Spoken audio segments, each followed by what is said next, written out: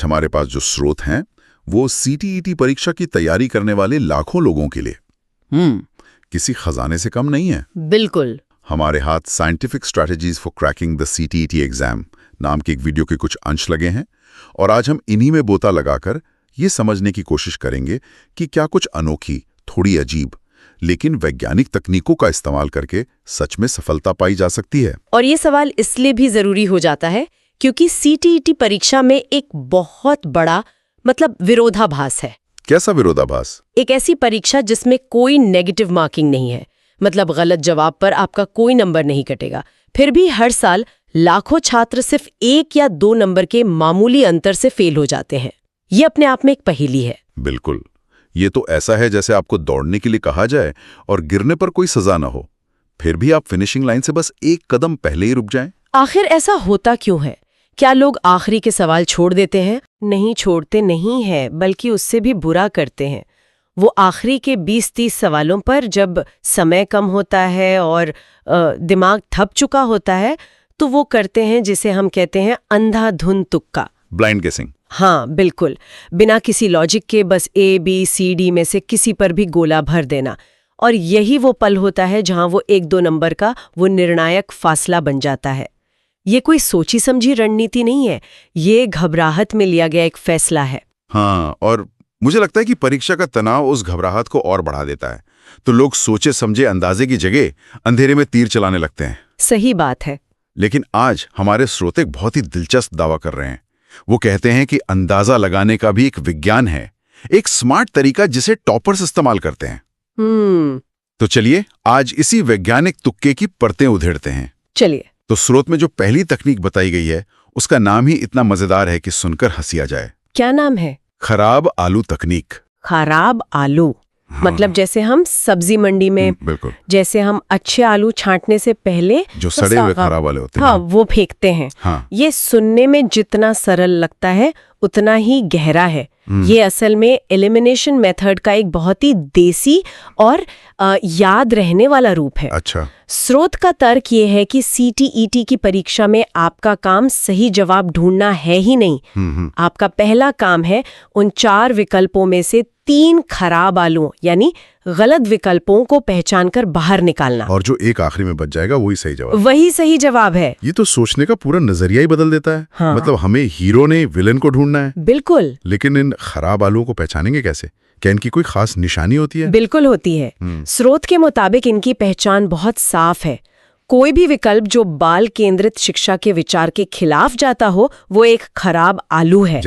जैसे वो विकल्प जो बच्चे को सजा देने की बात करे, उसे किसी चीज के लिए दोषी ठहराए या उसे रट्टा मारने के लिए प्रोत्साहित करे, या फिर उसे लिंग, जाति या क्षमता के आधार पर दूसरों से अलग थलग करने मतलब सेग्रीगेट करने की वकालत करे। ये सब खतरनाक और गलत विचार है और सीटीटी में ये हमेशा गलत विकल्प होते हैं। अच्छा, तो ये सिर्फ एक ट्रिक नहीं है, ये तो परीक्षा की आत्मा से जुड़ी हुई है। मतलब अगर कोई विकल्प बच्चे को हतोत्साहित कर रहा है तो वो परीक्षक की नजर में एक सड़ा हुआ आलू है। हाँ, जिसे तुरंत टोकरी से बाहर फेंकना है। वाह, एकदम सही। सीटेट परीक्षा सिर्फ आपके ज्ञान का टेस्ट नहीं है, ये आपके दृष्टिकोण का भी टेस्ट है। वो देखना चाहते हैं कि आप एक शिक्षक के तौर पर बच्चों के प्रति कितने संवेदनशील हैं। सही बात है। इसलिए कोई भी विकल्प जो नकारात्मक हो, कठोर हो या बच्चे के आत्मसम्मान को चोट पहुंचाने वाला हो, उसके गलत होने की संभावना लगभग 100% होती है। ये परीक्षा के मनोविज्ञान को समझने जैसा है। तो गलत जवाबों को पहचानना एक बड़ा हथियार है, लेकिन क्या शब्दों के अंदर भी कुछ ऐसे ही सुराग छिपे होते हैं? स्रोत का कहना है कि कुछ शब्द आपके दोस्त हैं और कुछ दुश्मन। हाँ, ये थोड़ा फिल्मी लगता है पर ये बहुत ही कारगर तकनीक है जिसे टैग वर्ड्स कहा गया है। चलिए पहले दुश्मन शब्दों की बात करते हैं। ठीक है। स्रोत के अनुसार आपका सबसे बड़ा दुश्मन है शब्द केवल या फिर सिर्फ, मात्र, ही। केवल? हाँ, ये ऐसे शब्द हैं जो किसी भी विकल्प को बेहद सीमित और कठोर बना देते हैं। 1 मिनट, केवल शब्द वाले विकल्प तो मुझे याद है जब मैं परीक्षा देता था तो बड़े आकर्षक लगते थे क्योंकि वो बहुत निश्चित लगते थे, एक पक्का जवाब देते हुए। और यही तो उनका जाल है। अब सोचिए, शिक्षा शास्त्र जैसा विषय जहां हर बच्चे के सीखने का तरीका अलग है, जहां अनगिनत संभावनाएं हैं। सही बात है। वहां कोई भी चीज केवल एक ही तरीके से कैसे सही हो सकती है? क्या किसी समस्या का सिर्फ एक ही समाधान होता है? नहीं, बिल्कुल नहीं। शिक्षा में लचीलापन सबसे जरूरी है। इसलिए स्रोत का दावा है कि 99% मामलों में जिस विकल्प में केवल या सिर्फ जैसे शब्द हों वो विकल्प गलत होता है। वो एक वैचारिक खराब आलू है। वाह, मतलब जहां भी ये दुश्मन दिखें वहां रुककर सोचना है। तो फिर दोस्त शब्द कौन से हैं जो हमें बचाएंगे? दोस्त शब्द वो हैं जो संभावनाओं के दरवाजे खोलते हैं, जैसे अवसर देना, प्रोत्साहित करना, चर्चा में शामिल करना, विविधता का सम्मान करना या विभिन्न गतिविधियां। स्रोत कहता है कि अगर आप किसी सवाल में बुरी तरह फंस गए हैं और कुछ भी समझ नहीं आ रहा, तो उस विकल्प को चुनिए जिसमें बच्चे को सीखने के विविध अवसर देने की बात हो रही हो। इसको एक उदाहरण से समझते हैं। मान लीजिए सवाल है कि गणित में कमजोर एक छात्र की मदद कैसे करें। ठीक है। और विकल्प है ए, उसे केवल आसान सवाल दें, बी, उसे डांटकर ज्यादा मेहनत करने को कहें, सी, उसे कक्षा में सबके सामने शर्मिंदा करें, या डी, उसे गणितीय पहेलियां और खेल जैसी विविध गतिविधियों में शामिल होने के अवसर दें। इस उदाहरण से ये बिल्कुल साफ हो जाता है ना? पहले 3 विकल्प या तो नकारात्मक है या केवल जैसे दुश्मन शब्द का इस्तेमाल कर रहे हैं, जबकि चौथा विकल्प वो सकारात्मक है और अवसर और विविधता जैसे दोस्त शब्दों से भरा है। तो ये शब्द सही उत्तर की ओर एक इशारा करते हैं। बहुत बड़ा इशारा। ये शब्द सकारात्मक और प्रगतिशील शिक्षा के स्तंभ है। तो शब्दों का एक खेल भी परीक्षा की मानसिकता से ही जुड़ा है। ये मुझे एक और दिलचस्प बात की याद दिलाता है जो स्रोत में बताई गई है, जिसे उन्होंने दादी माँ लॉजिक का नाम दिया है। हाँ, दादी माँ लॉजिक। इसका तो नियम ही एक है, बच्चा राजा है। बिल्कुल।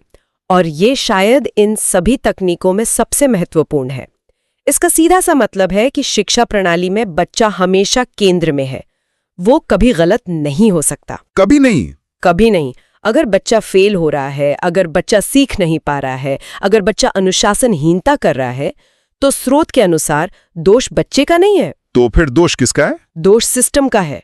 या तो शिक्षक के पढ़ाने के तरीके में कोई कमी है, या स्कूल के माहौल में कोई दिक्कत है, या फिर पाठ्यक्रम ही बच्चे के लिए उपयुक्त नहीं है। अच्छा। दादी माँ लॉजिक कहता है कि आपको हमेशा उस विकल्प को चुनना है जो सिस्टम में सुधार की बात करे, ना कि बच्चे पर उंगली उठाए। क्या बात है। मतलब जिस भी विकल्प में बच्चे पर दोष मढ़ा जा रहा हो, जैसे बच्चे ध्यान नहीं देते या बच्चों में सीखने की क्षमता कम है, वो सीधा सीधा गलत है। और जो विकल्प ये कहें कि शिक्षक को अपनी शिक्षण विधि बदलनी चाहिए या स्कूल को बच्चों के लिए बेहतर माहौल बनाना चाहिए, वही सही जवाब है। बिल्कुल। बच्चे को हमेशा हीरो की तरह बचाना है। हाँ। और ये महज एक ट्रिक या कोई भावनात्मक बात नहीं है। ये नेशनल करिकुलम फ्रेमवर्क यानी NCF का मूल सिद्धांत है। NCF? हाँ। और यहाँ ये समझना जरूरी है कि NCF क्या है।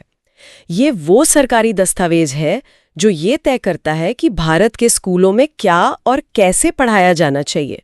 CTET का पूरा पेपर इसी दस्तावेज के सिद्धांतों पर आधारित होता है। अच्छा, तो जब आप कहती हैं बच्चा राजा है, तो ये कोई हवाई बात नहीं है, ये असल में NCF का नियम है। बिल्कुल। परीक्षक असल में ये जांचना चाहता है कि उम्मीदवार को भारतीय शिक्षा प्रणाली की बुनियाद के बारे में पता है या नहीं। तो अगर कोई उम्मीदवार बच्चे को ही दोषी ठहराने वाले विकल्प को चुनता है, तो ये दिखाता है कि उसे शिक्षा मनोविज्ञान और NCF के मूल सिद्धांतों की बुनियादी समझ भी नहीं है। इसलिए ये दादी माँ लॉजिक असल में आपके वैचारिक समझ का एक बहुत ही चालाकी से लिया गया टेस्ट है। ये तो सच में बहुत गहरा है। खैर, ये सारी तकनीकें तब काम आएंगी जब दिमाग थोड़ा बहुत चल रहा हो। लेकिन अब उस स्थिति की बात करते हैं जिससे हर छात्र डरता है। आखिरी के कुछ मिनट। हाँ, परीक्षा के आखिरी 10 मिनट बचे हैं, घड़ी की सुई भाग रही है, दिल की धड़कन तेज है और दिमाग बिल्कुल सुन्न हो चुका है। कोई लॉजिक काम नहीं कर रहा। ऐसी इमरजेंसी के लिए क्या स्रोत में कोई एग्जिट प्लान है? हाँ, ऐसी हताशा की स्थिति के लिए भी कुछ अंतिम उपाय बताए गए हैं, लेकिन स्रोत इस पर बहुत जोर देता है कि इनका इस्तेमाल तभी करना है जब बाकी सारे तर्क और तकनीकें फेल हो जाएं। मतलब ये ब्रह्मास्त्र हैं। बिल्कुल, जिन्हें आखिर के लिए बचा कर रखना है। इसमें पहला है सबसे लंबा विकल्प चुनना। 1 मिनट, सबसे लंबा विकल्प चुनना तो बिल्कुल ही अंधाधुंध तुक्का लगता है।